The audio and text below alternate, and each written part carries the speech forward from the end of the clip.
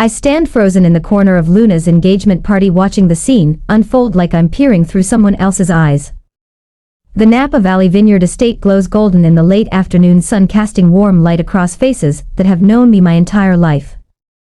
Crystal glasses filled with champagne catch the light, transforming ordinary moments into something that almost looks magical if you don't look too closely. Daniel's fingers find mine, squeezing gently as my father taps his silver spoon against his glass.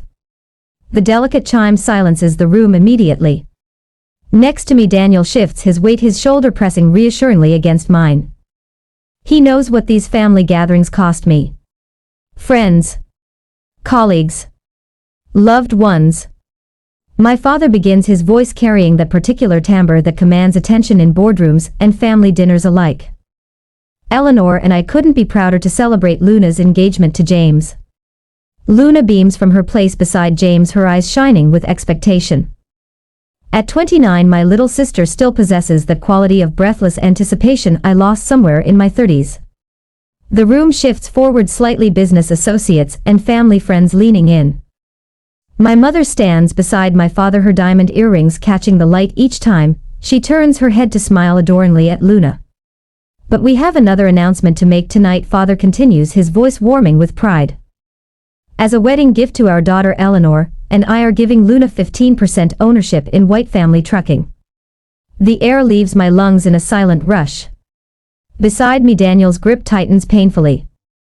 Mother steps forward, her perfectly manicured hand resting on father's arm. The paperwork was finalized last week, she adds, her voice sweet with satisfaction. This 15% stake is worth $1.2 million. The room erupts in applause. I watch business associates nodding approvingly, family friends exchanging impressed glances. My smile feels carved onto my face as the room blurs slightly at the edges. $1.2 million. For Luna, my sister, who has never worked a day at the family business. Stay calm, Daniel whispers, his lips barely moving. I'm right here. When the applause dies down, I find myself moving forward, my body operating on autopilot. Luna's arms wrap around me, her expensive perfume enveloping me as she hugs me tightly. Can you believe it? She whispers, and I hear genuine excitement in her voice. I never expected anything like this. Congratulations, I hear myself say, the word mechanical but convincing enough. I've had years of practice at sounding sincere while swallowing disappointment. My parents accept praise from their guests, my father's hand clasped firmly on James' shoulder as he welcomes him to the family, not just as a son-in-law but as a future business partner. The implications hang in the air, unspoken but unmistakable. A memory surfaces, sharp and sudden. My own wedding 7 years ago, unwrapping the kitchen appliance my parents had given us. You'll need this for work, mother had said, as if a coffee maker was an appropriate gift for their firstborn daughter who had just married. No business shares, no inheritance discussion. Just practical kitchenware for the daughter they expected to make her own way. Daniel guides me to a quiet corner, concern etched across his face. You okay? He asks, keeping his voice low. I feel my practice smile crack slightly at the edges. Not here, I whisper back. Not now. The evening progresses with excruciating slowness. James raises his glass in a toast, his voice carrying across the room. To joining such a family, he says, eyes bright with genuine gratitude. The guests murmur appreciatively, and I catch fragments of conversations as I move through the crowd. Substantial gift, says someone to my right. Smart business move, adds another. Luna's always been their pride and joy, whispers an older woman to her husband, not realizing I'm within earshot. Across the room, Sarah catches my eye, her worried glance communicating volumes. We've been friends since childhood, and she's witnessed every instance of my parents' favoritism toward Luna. She raises an eyebrow in silent question. Are you all right? I give her a small nod, not trusting myself to do more. Daniel returns to my side with a glass of water, standing close enough that our arms touch. His presence anchors me as I make small talk with family friends who haven't bothered to ask about my recent promotion or the patent application that could transform cybersecurity protocols in banking systems. Something shifts inside me as I watch Luna accept congratulations, as I see my parents bask in the approval of their peers. A lifetime of moments crystallizes into clarity. This won't pass like previous hurts. This is too public, too significant to swallow down and ignore. As the party winds down, my phone lights up with a notification. Luna has posted to her social media. Officially a millionaire. Blessed. Family business. Daniel watches my face as I stare at the screen, his eyes steady in understanding. The last guests filter out into the cooling evening air as thunder rumbles in the distance, nature providing the perfect backdrop for my simmering emotions. This ends tonight, I say quietly, and for the first time in years I mean it. Have you ever witnessed favoritism that took your breath away? Share your experience in the comments. 3 hours later, the emptied ballroom feels cavernous, now littered with the aftermath of celebration. Crystal flutes with lipstick-stained rims sit abandoned on linen-draped tables.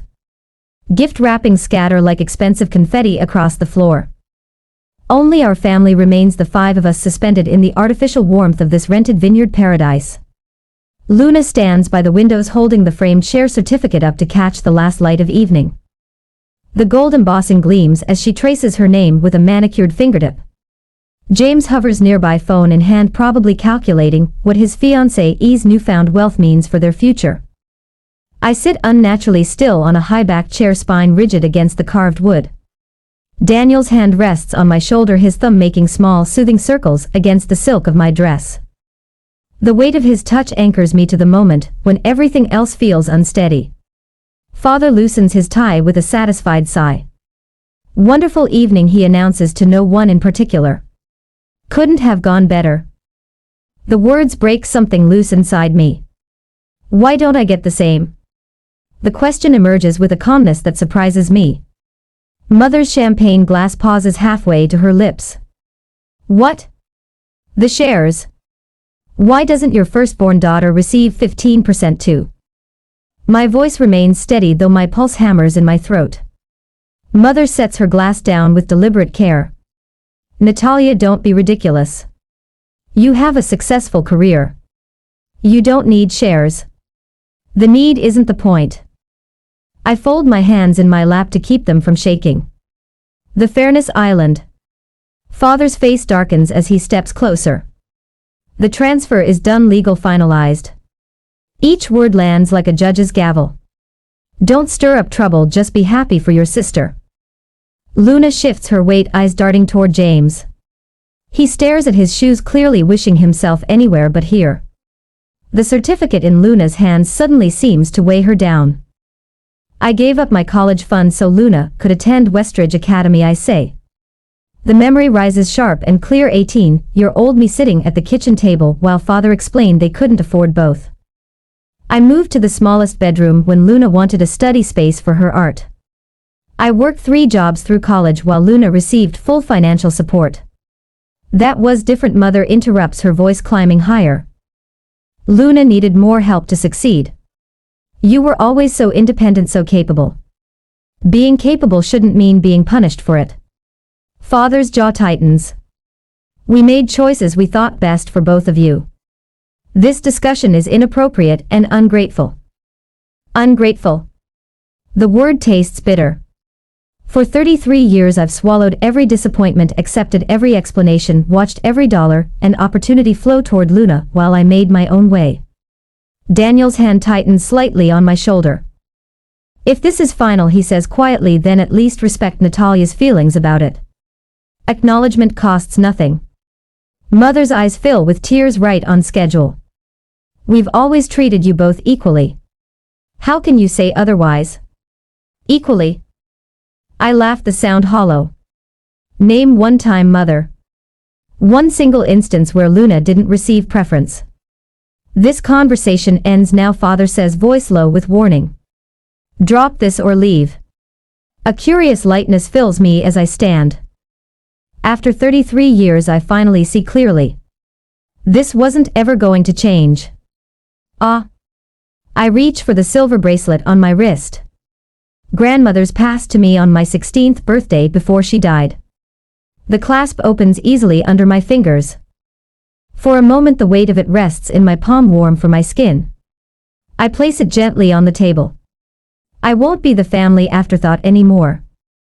Daniel rises beside me, his presence solid and unwavering. We move toward the door together. Natalia, please, you're overreacting. Luna's voice breaks the stunned silence. It's the first thing she's said since my confrontation began. I turn back. My sister's face is flushed, her eyes wide with genuine confusion. She truly doesn't see it. None of them do. Mother presses a hand to her mouth. Father stands frozen, jaw working silently.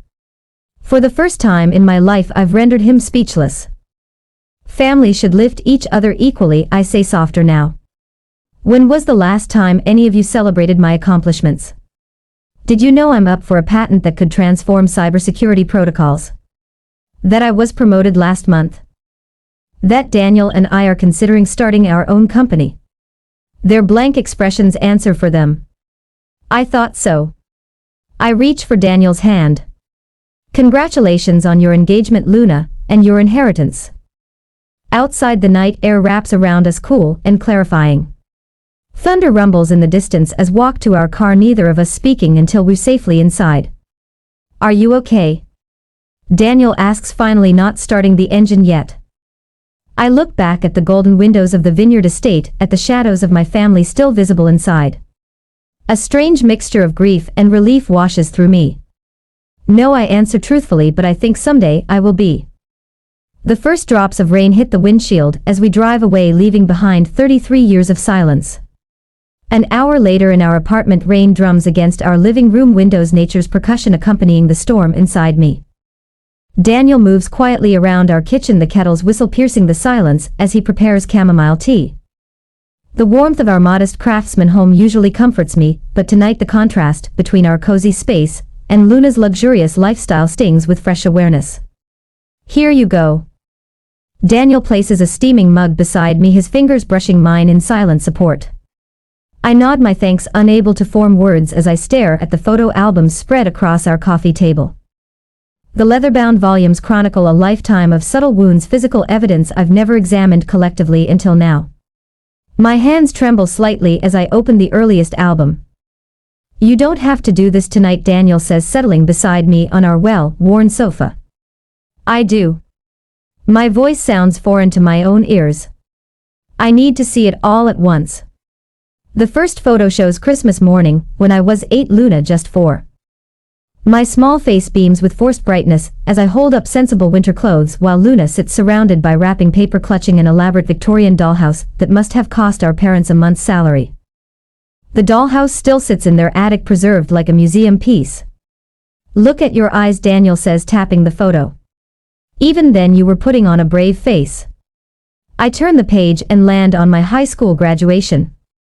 There I stand in my cap and gown, holding the luggage my parents gave me for college. The next page shows Luna beside the brand new Volkswagen they bought for her graduation 3 years later.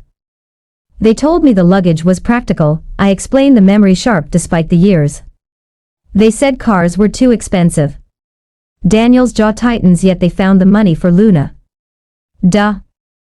My finger traces the edge of another photo, Luna, on her first day at college, our parents flanking her proudly. The private university education they fully funded while I worked 3 campus jobs to supplement my loans at state. Jesus, Natalia. Daniel's voice catches as we move through the albums. I knew things were unequal, but seeing it all together like this.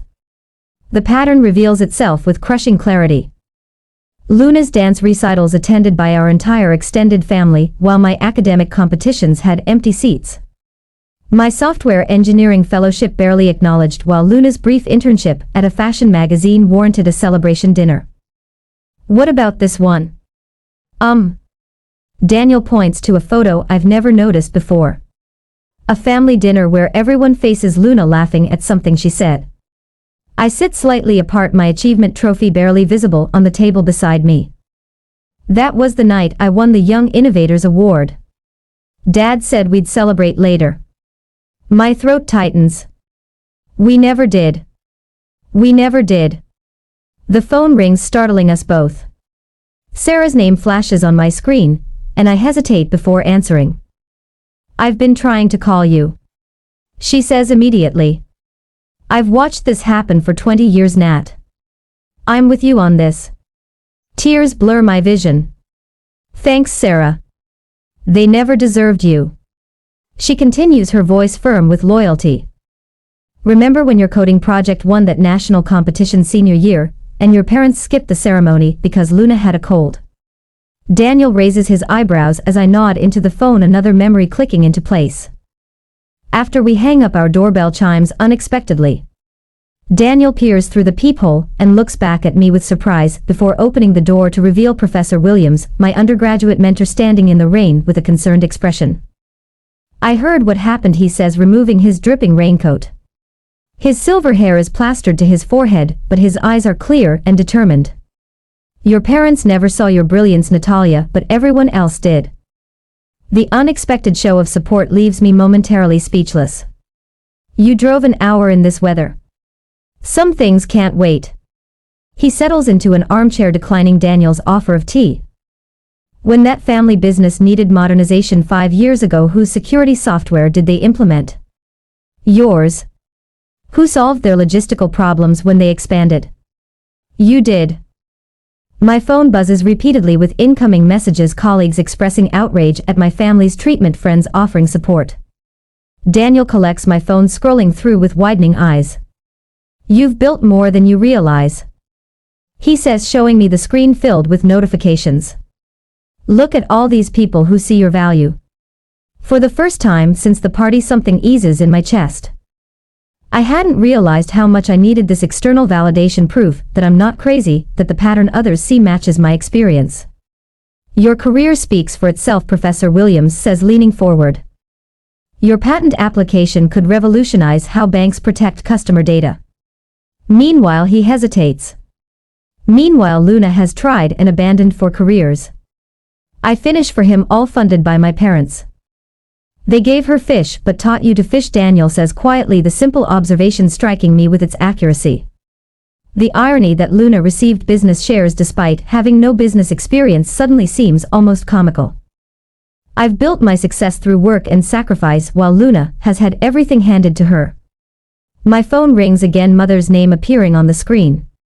I send it to voicemail, but seconds later the notification for a new message appears. Want me to listen to it?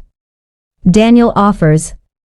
I nod, watching his expression change as he holds the phone to his ear. We've always loved you both the same. He mimics my mother's tearful voice after hanging up. That's exactly what someone would say if they didn't in fact love you both the same. My laptop chimes with a new email from my father. The subject line reads Family Matters in all capitals. I open it to find a stern paragraph admonishing me for making private family matters public and insisting we put this nonsense to bed. He still thinks he can control the narrative. I say, showing Daniel the screen. He's been doing it your whole life, Daniel replies, his arm around my shoulders. They all have. A text from Luna arrives next. You're ruining my engagement celebration. How could you be so selfish? The words sting, but less now. The albums spread before me provide concrete evidence of what I've endured. A visual record no one can dismiss as imagination or oversensitivity. Professor Williams rises to leave, patting my shoulder. Remember, Natalia, family is who treats you like family. Your parents may share your DNA, but these people, he gestures to my phone full of supportive messages to Daniel, these are your real family. After he leaves, headlights sweep across our front windows. Daniel peers out and frowns. Your parents are here, he says, voice hardening. Want me to send them away? I consider for a moment, then nod. I need time. Through the rain-streaked window, I watch Daniel step onto our porch, closing the door behind him. His posture is protective as he speaks to my parents standing in the downpour. Mother tries to move past him toward our door, but he stands firm. Eventually they retreat to their luxury sedan, defeated expressions visible even through the rain. When Daniel returns, his shirt damp from the confrontation, a new strength flows through me. For the first time, I've maintained a boundary with my family, and the sky hasn't fallen. How do you recognize when family patterns are too deeply ingrained to change? I ask Daniel, closing the photo albums one by one. He considers the question carefully before answering. When showing them the pattern repeatedly makes no difference. When they refuse, I think I've been showing them my whole life. Daniel gathers me in his arms as the rain continues its steady rhythm against our windows. The storm outside might continue, but inside I feel the first tentative rays of clarity breaking through decades of clouds. My office feels like sanctuary 1 month after Luna's engagement party. The gentle hum of computers and fluorescent lights creates a rhythm that drowns out the noise of family drama. I focus on the code before me, lost in the elegant solution to a security protocol issue that stumped our team for weeks. My computer chimes with an incoming email. I glance at it, then do a double take. Congratulations, Natalia White reads the subject line from our CEO, Senior Director of Cybersecurity Initiative. The promotion I've been working toward for 3 years. The validation hits me in waves, recognition based on merit, not blood relation or favoritism. My phone buzzes with Daniel's name on screen. Did you see the email? He asks, his voice warm with pride. Just now, I reply, my voice steady despite the emotion swelling in my chest. How did you know already? Your boss called me this morning. I've been planning a celebration dinner all day. Don't stay late. I smile, imagining Daniel in our kitchen, sleeves rolled up as he prepares my favorite meal. In our 8 years together, he's never missed an opportunity to celebrate my achievements, even the ones my family overlooked. As if on cue, my phone lights up again. Mother's name appears on the caller ID for the 3rd time this week. I silence it, adding her to the growing list of family members I'm not ready to speak with. The Thompson cousins called yesterday. Daniel says, hearing my sigh. And your Aunt Judith left another voicemail about healing the family rift. Let them call, I reply, surprised by the calm in my voice. I'm focused on what matters now. The peace I found in this distance feels earned, not empty. For the first time in 33 years, I'm defining myself without the White family shadow hanging over me. When I arrive home, the aroma of rosemary and garlic greets me. Daniel has transformed our dining room with candles and good china we rarely use. A bottle of champagne chills in an ice bucket. To the newest senior director, Daniel toasts, his eyes reflecting both pride and concern, and to boundaries that should have been set years ago. We clink glasses just as my phone buzzes with a notification. Sarah has forwarded me a social media post from Luna, elaborate floral arrangements for her upcoming wedding, captioned, "When your parents spare no expense for their daughter's special day." Mother has shared professional photos of Luna visiting wedding venues, her caption about carrying on the family business legacy, thinly veiled ammunition in their campaign to pressure me back into compliance. Your father showed up at your office building yesterday, Daniel says, carefully watching my reaction. Security called me. I set down my fork. He what? He couldn't get past the lobby. I've spoken with security at both your office and here at home. They understand the situation. The anger rises hot in my chest, not just at my father's intrusion, but at the audacity. Let me guess, he wanted to reason with me about Luna's wedding. Daniel nods. Apparently Aunt Judith is telling everyone you're having some kind of breakdown, that the pressure of your job has made you mentally unstable. I laugh, the sound sharp and unfamiliar to my ears. Of course, because setting boundaries after decades of being treated as an afterthought couldn't possibly be a decision. After dinner, I draft an email to the extended family who've been calling and texting. The words flow with surprising clarity. I appreciate your concern for family harmony. However, the pattern of favoritism I've experienced isn't new and isn't trivial. I'm taking space to reassess relationships that have consistently demanded my understanding while offering little in return. I'm well and focused on my career and marriage. Please respect my decision to engage on my terms in my time. Daniel reads it over my shoulder. Perfect, he says. Clear, calm, and absolutely final. The next morning, I have my first session with Dr. Rivera, a family therapist Daniel researched last week. I need to process this properly, I explain, not just react. That's remarkably self-aware, she replies. Many people in your position would simply burn bridges. I've spent my life building things, I tell her. Even if these relationships need complete reconstruction, I want to approach it strategically. That weekend we hosted a small dinner for true friends, Sarah, my mentor, Professor Williams, and colleagues who've become confidants. We laugh, share stories, and create new traditions untainted by old hurts. When my phone rang over and over with Luna's name Tuesday morning next week, I almost ignored it, but as shabby as persistent, something seemed off. Dad says the business might be in trouble. She blurts before I can speak something about cash flow problems and lost contracts. He's looking for investors. The irony isn't lost on me. The same morning I receive notification that my patent application has been approved with a substantial bonus attached. The family business falters. I'm sorry to hear that. I reply carefully. That's it. You're sorry. Luna's voice cracks. Mom and Dad are fighting about my wedding costs, and James is asking questions about joining a family business that might be struggling, and all you can say is you're sorry. I take a deep breath. What exactly are you asking from me, Luna? Her silence speaks volumes. In the background, I hear our mother's voice rising in an argument. I have to go, Luna says finally. James says this is all getting to be too much, the tension, the family drama. After we hang up, I sit in the quiet of my home office staring at the framed patent certificate Daniel had made for my previous innovation. Below it sits the notification of my newly approved patent and the investment portfolio we've been building, steady strategic choices that have positioned us well regardless of family connections. The realization settles over me like morning light. My independence has become my greatest strength, not just financially but emotionally. While my family's facade begins to crack under pressure, I'm building something sustainable. Daniel finds me smiling as I review investment options for my bonus. Good news? He asks. The best kind. I reply. I'm finally seeing clearly. The cream envelope arrives on a Tuesday 2 weeks later, after a prolonged silence. It slipped between bills and junk mail like an ordinary piece of correspondence. But I know what it is before my fingers trace the gold embossed edges. Luna's wedding invitation. Daniel watches from the kitchen doorway, dish towel in hand, as I stand motionless by the mail table. You don't have to open it now, he says, his voice gentle. I slide my thumb under the sealed flap. The heavy cardstock feels expensive, substantial.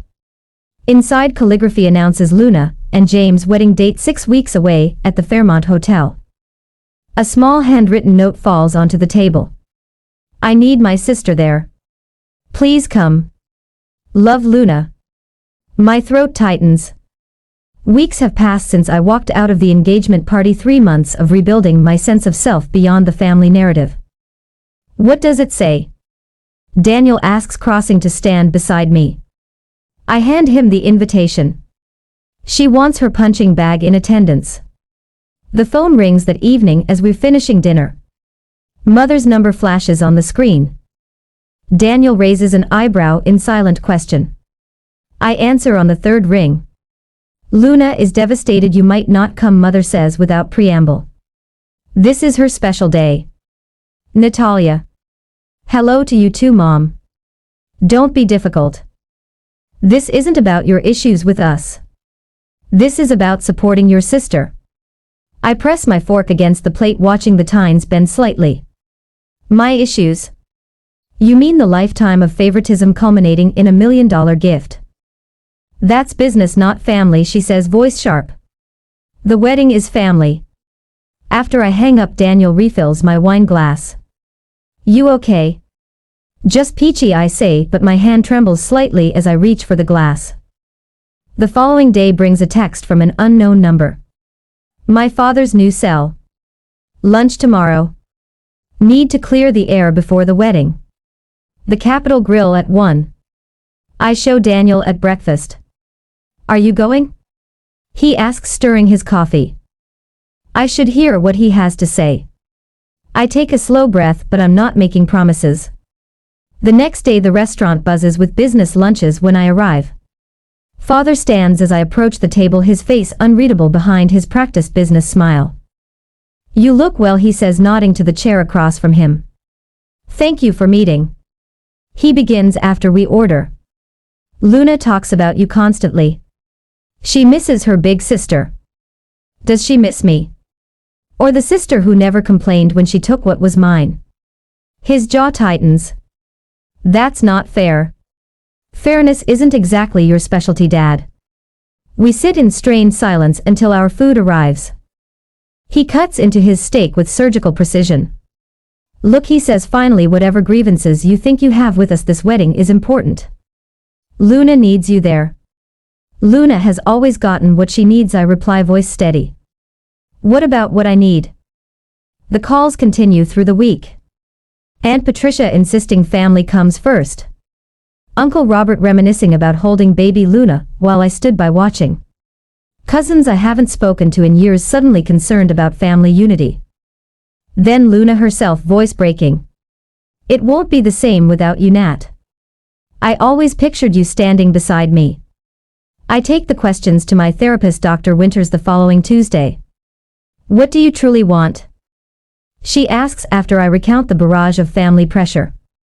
I want them to acknowledge what they've done. I say, picking at a loose thread on the couch cushion, not just with the shares but all of it. And if they can't or won't, I look up at her. Then I need to decide if I'm strong enough to attend on my terms, or if I need to protect myself by staying away. That night Daniel and I sit on our back deck watching stars emerge in the darkening sky. Professor Williams called today, he says, passing me a mug of tea, asked about you. What did you say? That you're fighting battles most people never have to face. He takes my hand. Professor said to remind you that attendance isn't the same as approval. 3 days later I draft my letter, not an emotional plea, but a clear statement of boundaries. I write about specific instances of favoritism throughout our lives, about the college fund diverted to Luna's private school, about the childhood holidays where her gifts towered over mine. I end with my conditions. I will attend Luna's wedding if you can acknowledge these patterns existed, not to place blame, but to ensure we build something healthier moving forward. Daniel reads it twice before I send it. Are you sure? It's time for honesty, I say, clicking send. The pre-wedding dinner arrives before I receive a direct response. We meet at Riviera, an upscale restaurant, where the soft lighting seems designed to mask uncomfortable truths. Luna fidgets with her engagement ring, while James makes stilted conversation about honeymoon plans. Mother sips her wine, perfect posture betraying the tension she carries. Father checks his watch repeatedly. The salmon here is excellent, Luna says, attempting to bridge the silence that stretches between us. I notice my father watching me, something unfamiliar in his expression. Natalia, he says, finally setting down his fork. I received your letter. The table goes quiet. Daniel's hand finds mine beneath the tablecloth. We should have been fair to you. Father continues, the words seeming to cost him physical effort. I won't pretend to understand how it felt, but I recognize that our choices hurt you. Mother stares at her plate. Luna's eyes widen. I take a slow breath, feeling something shift inside me, not forgiveness exactly, but perhaps the first brick in a bridge I never expected to build. Thank you. I say simply, that's a start. On the wedding day, the morning light filters through the bridal suite as I fasten the last pearl button on Luna's wedding gown. My fingers work deliberately, each motion a bridge between the sisters we were and the women we've become. You look beautiful, I say, the words coming easier than I expected. Luna meets my eyes in the mirror, her reflection glowing with more than bridal anticipation. Thank you for being here, Nat. I wasn't sure you would come. The admission hangs between us, honest in a way we rarely managed before. I smooth the satin at her shoulders, remembering the childhood games where she always wore the crown while I played the faithful attendant. I almost didn't. I answer, my voice steady. Mother appears in the doorway, her silhouette hesitant where it once would have been commanding. She watches us silently, her eyes taking in the tableau of her daughters together again. Something in her expression shifts, recognition perhaps of what she nearly lost permanently. Through the window I spot Daniel in the garden, deep in conversation with Uncle Robert and Cousin Andrew. He navigates my family with the graceful diplomacy I've always admired, creating space for me where none existed before. Seeing him advocate for me without fanfare makes my chest tighten with gratitude. Father approaches as I step outside for a moment of air. His expensive shoes crunch on the gravel path. You've built a good life, he says, his voice carrying unfamiliar notes of approval. I meet his gaze directly. I have, without any shortcuts. He nods, understanding the boundary in my words. Your mother and I were talking about inviting you to the next board meeting. Your security expertise could benefit the company. I'd consider it, I reply, neither rushing to accept nor dismiss the olive branch. Growth happens in these small moments of recalibration. The ceremony unfolds beneath a canopy of white roses. When Luna and James exchange vows, her voice carries clearly, I promise to create a family based on fairness and love with you. Luna's eyes find mine as she speaks these words. The message couldn't be clearer if she'd addressed it directly to our parents. Daniel's hand finds mine, his thumb tracing reassuring circles against my palm. At the reception, champagne flows and music swells. I'm prepared for the familiar patterns to reassert themselves, but something has shifted in our family's gravitational pull. Luna taps her glass, pulling everyone's attention. James and I have an announcement, she says, her voice steady. Instead of joining White Family Trucking, we're starting our own marketing firm. Murmurs ripple through the guests. Mother's champagne freezes halfway to her lips. My sister taught me something valuable, Luna continues, finding me in the crowd. True independence means building your own path. Later, father finds me alone. 3 simple words fall from his lips. I was wrong. The admission costs him visibly, his proud shoulders slightly bowed. Across the room, mother approaches with tear-filled eyes. Her apology comes wrapped in decades of explanation, but its core rings true. Healing doesn't mean forgetting. Daniel observes as we drive home, that night the stars overhead brilliant against the November sky. 6 months later, Thanksgiving dinner unfolds in our dining room. Luna and James arrive with pictures of their new office space. Mother and father bring modest, thoughtful gifts for everyone. The conversation flows without the undertow of competition that once defined us. In the kitchen, arranging dessert plates, I pause to absorb the gentle hum of voices from the dining room. The journey here wasn't simple or painless, but standing in the warmth of our home, I understand something essential. Family is what we choose to build, not just what we're born into. What does family mean to you? Is it defined by blood or by how people treat each other? Share your definition of true family below.